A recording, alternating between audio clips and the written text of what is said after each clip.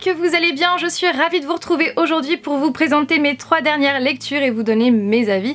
Donc sur ce, je commence tout de suite avec le premier qui est donc Ma raison de vivre de Rebecca Donovan chez les éditions Pocket Jeunesse.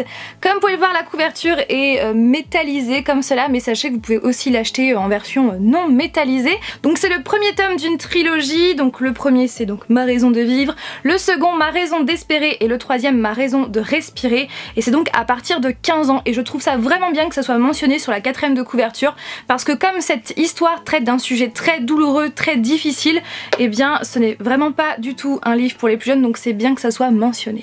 Donc de quoi ça parle? Eh bien c'est l'histoire de Emma, ou plutôt Emily, mais tout le monde l'appelle Emma, et depuis quelques années maintenant elle vit chez son oncle et sa tante. Et un jour au lycée elle va faire la rencontre d'un tout nouvel élève qui vient tout juste d'arriver, donc c'est un jeune garçon très gentil qui se prénomme Evan, et ce dernier veut absolument en savoir plus sur Emma, il va absolument faire connaissance avec elle et devenir ami, voire plus. Sauf que Emma ne veut pas. Enfin non, ce n'est pas qu'elle n'a pas envie, bien au contraire, elle ne veut pas en fait faire la connaissance d'Evan parce qu'elle cache un lourd secret. Elle ne veut pas en fait que Evan découvre ce qu'il se passe chez elle quand Emma est chez elle, chez son oncle et sa tante. Elle cache donc un lourd secret et voilà, je ne vous en dis pas plus. Comme je vous l'ai dit plus tôt, cette histoire parle d'un sujet très lourd, très difficile, et c'est très bien abordé. Rebecca Donovan vraiment a bien choisi les bons mots et a su me toucher un truc de malade. J'ai été très touchée, très bouleversée, et justement elle écrit tellement bien que du coup à chaque fois qu'il y avait ces scènes affreuses, douloureuses, j'avais la boule au ventre en fait, comme si j'étais à la place de Emma, et j'avais à chaque fois envie de rentrer dans le livre pour justement aider Emma. Après voilà, je veux pas rentrer plus dans les détails pour ne pas vous spoiler et vous dire ce qu'il se passe réellement chez Emma, mais en tout cas c'est un livre qui m'a extrêmement bouleversée, extrêmement touchée, que j'ai eu un peu de mal en fait à m'en remettre, et la fin est... J'étais tellement bouleversée que du coup, eh bien, comme j'avais le tome 2 dans ma liseuse, eh bien j'ai commencé à lire le premier chapitre pour me rassurer tout simplement. Bon, même si je l'ai pas continué parce que j'aimerais le lire plus tard, et voilà, j'ai lu d'autres livres entre temps, mais du coup je voulais absolument me rassurer pour voilà. Mais je peux pas vous en dire plus parce que j'ai pas envie de vous spoiler, désolée. Et puis aussi cette histoire c'est vraiment un ascenseur émotionnel en fait, un truc de fou, et c'est clairement une histoire qui est sombre, qui parle d'un sujet sombre, mais qui, voilà, c'est une histoire qui est bourrée de clarté, bourrée de lumière, rempli d'espoir, voilà, et je ne vous en dis pas plus.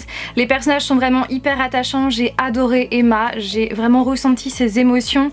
Ensuite nous avons Evan, oh j'adore Evan, vraiment il est très gentil, comme je vous l'ai dit, il est très prévenant, très avenant, il est vraiment adorable. Sarah c'est vraiment la meilleure amie que tout le monde aimerait avoir, et puis voilà, après je peux pas vous dire au niveau des autres personnages parce que j'ai pas envie de vous spoiler encore une fois, et voilà pour mon avis. Clairement oui, on peut parler d'un coup de cœur, clairement on peut parler d'un coup de cœur parce que il m'a tellement bouleversée, tellement touchée ici en fait, et dans l'estomac avec cette boule, clairement que ouais, on peut parler d'un coup de cœur, et j'ai vraiment hâte de découvrir Ma raison d'espérer un petit peu plus que les premières pages du premier chapitre, mais vraiment c'est une histoire bouleversante, et comme je vous l'ai dit, pas pour les plus jeunes. J'ai lu ensuite Maudit Cupidon par Lauren Palfreyman chez les éditions Hachette. Il y a une poussière. Je l'ai reçu de leur part et je les en remercie très grandement. Donc c'est l'histoire, déjà j'aime beaucoup la couverture comme ça, et comme vous pouvez le voir il y a une aile, voilà. Et donc ça parle de quoi? Donc clairement je vais détailler un tout petit peu plus que le résumé, parce que le résumé, voilà, on dit très peu. Je vais quand même vous le lire. Ce n'est pas possible, je dois être en train de rêver. Les âmes sœurs n'existent pas et Cupidon encore moins. Il est censé être une légende, un bébé mignon avec un arc et des flèches, pas un mec dangereux et séduisant. Qui pourrait croire que Cupidon est un bad boy? Et puis même si tout ça était vrai, pourquoi m'a-t-il choisi moi? Enfin pas moi, hein, mais vous avez compris. Et donc je vais détailler un petit peu plus en faisant mon propre résumé. C'est donc l'histoire de Lila Black qui est âgée je crois de 16-17 ans dans ces eaux-là, parce que comme les 3 livres que je vous présente dans cette vidéo eh bien se passent au lycée, je sais plus quel âge à quel personnage. Donc elle est au lycée et donc elle se fait harceler en fait de lettres de la part d'une agence de rencontres. Donc elle ne voit pas l'intérêt puisque clairement elle a un petit ami qui se prénomme James avec qui ça se passe très bien. Donc un jour elle va décider d'aller à cette fameuse agence de rencontre pour mettre les points sur les i et pour demander justement à cette agence d'arrêter de la contacter. Donc elle va y aller et c'est là qu'elle va faire la rencontre de Cal, un Cupidon. Oui, parce que cette agence de rencontre n'est pas une agence comme les autres, c'est une agence de Cupidon, de vrais Cupidon. Et donc ces Cupidons ont vraiment un arc et des flèches. Le but est bien évidemment de mettre en relation 2 âmes sœurs pour qu'ils passent le restant de leur jour ensemble tout simplement. Donc c'est ça le but des Cupidons. Et donc Cal, qui est donc un Cupidon, va apprendre à Lila que Lila a elle aussi une âme sœur, puisque tout le monde a une âme sœur. Et l'âme sœur de Lila, ce n'est autre que Cupidon himself, le Cupidon, le premier Cupidon à avoir existé.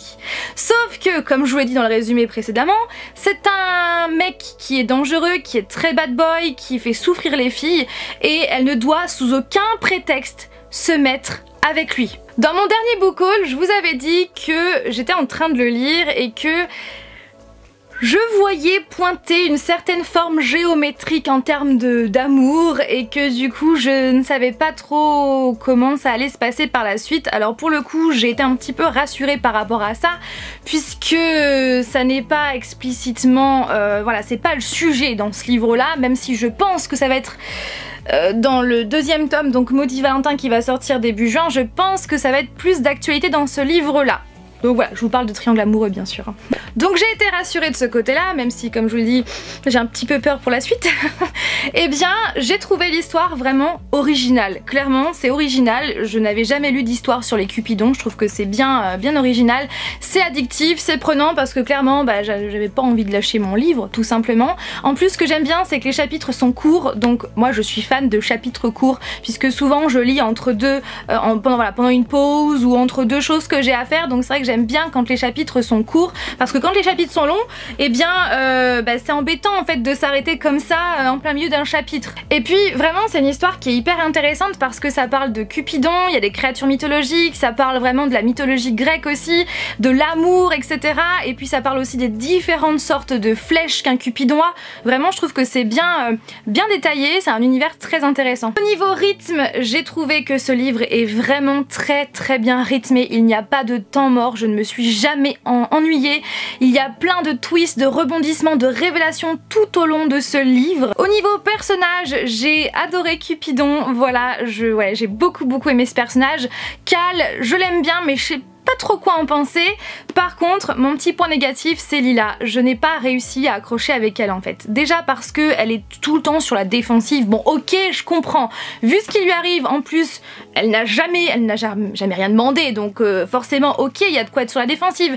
Mais c'est un peu, voilà, c'est un peu tout le temps et j'ai pas vraiment accroché avec ça. Et en plus de Lila, avec qui je n'ai pas réussi à accrocher, j'ai trouvé qu'il y avait quelques petits points qui m'ont un petit peu dérangée, notamment certains événements qui sont un petit peu tirés par les cheveux, j'ai envie de dire. Et puis à un certain moment, je crois que ça arrive 1 ou 2 fois dans le roman, à un moment donné il y a une scène, un événement et hop c'est expédié, fin de chapitre et on passe tout de suite au chapitre suivant. Donc ça pour le coup c'est vrai que c'est pas quelque chose que j'aime beaucoup. Et Cupidon, c'est vrai que c'est comment garder son sérieux quand on lit Cupidon un petit peu partout dans le livre. C'est vrai que j'aurais préféré qu'il ait un vrai prénom à lui comme Cal. Après je pense que c'est pour vraiment différencier les Cupidons, tous les autres Cupidons du Cupidon original. Donc je pense que c'est pour ça, mais c'est vrai que j'aurais préféré qu'il ait un vrai prénom à lui. Parce que c'est vrai que c'est difficile de garder son sérieux quand on lit son prénom Cupidon. D'ailleurs même quand il se présente comme étant Cupidon, ça fait un peu rire.